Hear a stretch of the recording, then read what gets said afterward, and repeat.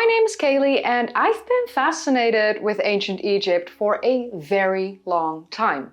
A civilization that thrived for thousands of years, building incredible monuments, temples and tombs, and they did one of the most fascinating things in my personal opinion, mummification.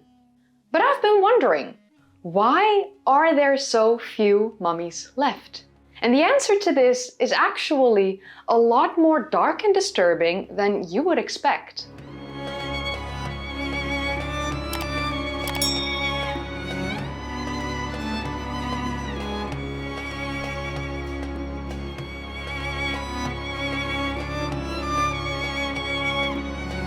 So, knowing that the ancient Egyptians mummified the remains of people who died for more than 3,000 years, you would expect an insane amount of mummies in modern times. But unfortunately, that could not be much further from the truth. So it's estimated that more than 70 million people were mummified over this 3,000-year time period, where mummification was carried out in ancient Egypt. 70 million mummies, which according to some of the experts, like for instance Salima Ikram, is most likely an underestimation. It's very possible that there were a lot more people who were mummified over that 3,000-year time period. So this begs the question, where are all these mummies? Because apparently in modern times, mummies from ancient Egypt seem to be quite rare. So what happened? Well, it's not like these mummies just, walked away.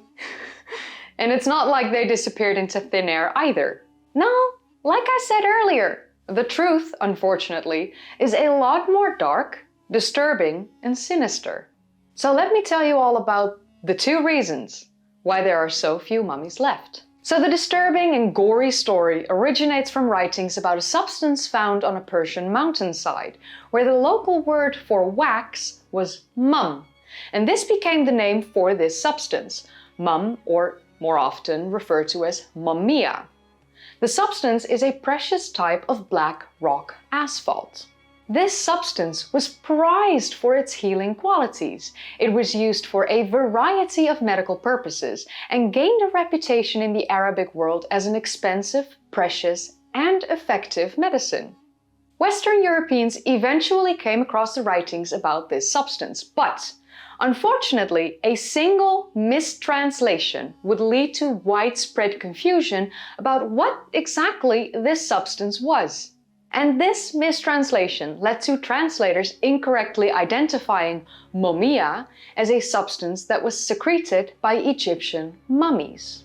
Some, but definitely not all, just some of the ancient Egyptian mummies were actually embalmed using asphalt, which added to this confusion, unfortunately. However, it is the fault of the Western Europeans who were fascinated by the finds of ancient Egypt that ran with the concept, and thus mummia became fully associated with the mummified remains of ancient Egyptians, instead of the precious black rock asphalt from the Persian mountain. Another thing that added fuel to the fire was the false but long-standing belief that the human body contained properties that was able to heal other human bodies. This is a thing that is known as medical cannibalism. But what is medical cannibalism precisely? Medical cannibalism is the consumption of parts of the human body, dead or alive. They really didn't care about if it really, came from someone who was already dead or from someone who was still alive, which in itself is already, creepy as fuck. But okay, it is the consumption of parts of the human body, dead or alive, to treat or prevent diseases. Yes, medical cannibalism is exactly as messed up as this makes it sound. Actually, it's even more messed up when you consider the fact that young children have actually voluntarily cut pieces of themselves to feed their ill parents or parents-in-law, which occurred in China quite a bit. Also, aborted fetuses and stillborns were grounded into a powder which was then put in pills and sold even as recently as 2011 and 2012. And that's only a case where 17,000 pills with the powdered flesh of fetuses and stillborns were seized by South Korean customs. And this is probably still happening as I'm telling you this. Yeah. This world is a messed up and very dark place. So how long ago did this practice of medical cannibalism start? Well, that depends on whether you include the drinking of human blood as a cannibalistic act or not. Because in ancient times it was believed that drinking the blood of wounded or dead gladiators could cure epilepsy. Because if you do include that as being part of medical cannibalism, then we can trace it back to 264 BCE in ancient Rome. At least that's where the evidence leads us. It could have been done even before that. But what does all of this have to do with why there are so few mummies left in ancient times? Well, here comes the dark truth. So the mistranslation of the word mummia and medical misunderstandings combined with the false belief that the human body contained properties that could heal or cure other humans led to ancient Egyptian mummies being perceived to have healing powers. And therefore, their mummified bodies were grounded into powder and consumed by Europeans on a very, very large scale. People were ransacking Egyptian tombs, not just for the grave goods anymore, but for the mummified remains inside. Salesmen started to collect and sell mummies, and you can see one of such sellers on screen at the moment. Medical cannibalism reached its peak in popularity around the 16th century.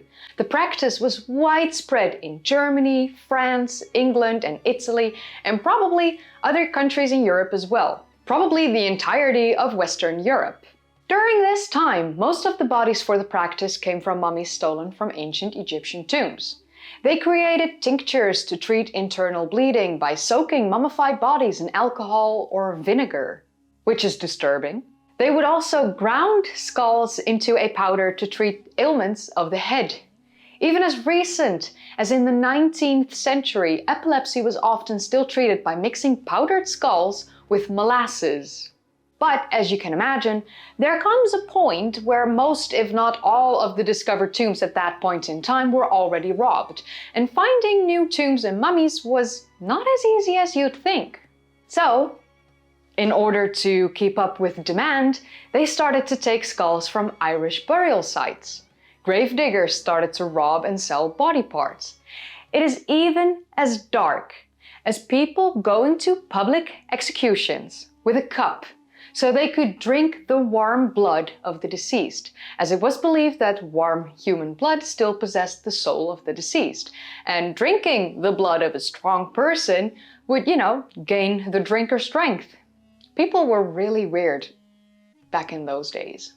Europeans even adopted a belief that they considered to be of ancient Egyptian origins, of which I was not able to find the source or any evidence that it actually was an ancient Egyptian belief, but this was the belief that corpses of young individuals, especially those that died of a brutal, sudden death, would have greater healing powers, as the soul would have become trapped inside the body for a longer period of time. Medical cannibalism is one of the reasons why there are so few mummies left in modern times. Even though this is the darkest and most despicable reason, it was not the only reason. The other reason has to do with paint. Wait, what? Paint? What is she on about? I hear you think. But yes, there is a paint color that was first created and used in the 16th century called mummy brown. And yeah, you guessed it, this paint color was made from the flesh of mummies, mixed with white pitch and myrrh. So the pigment was made from the flesh of Egyptian mummies, as well as the gouache mummies of the Canary Islands, both humans and feline.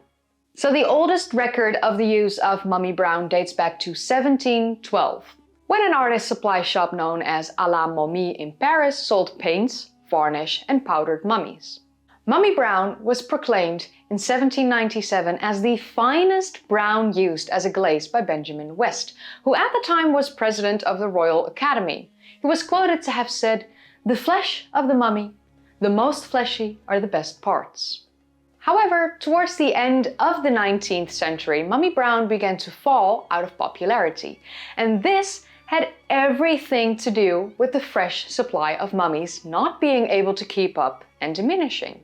You know, you kind of ran out of mummies when you already grind them into a powder to consume them and to create a paint color. I mean, this goes very quickly then. Artists became less satisfied with the pigment's permanence and finish because they had to cut down the amount of powdered mummy they put into the paint.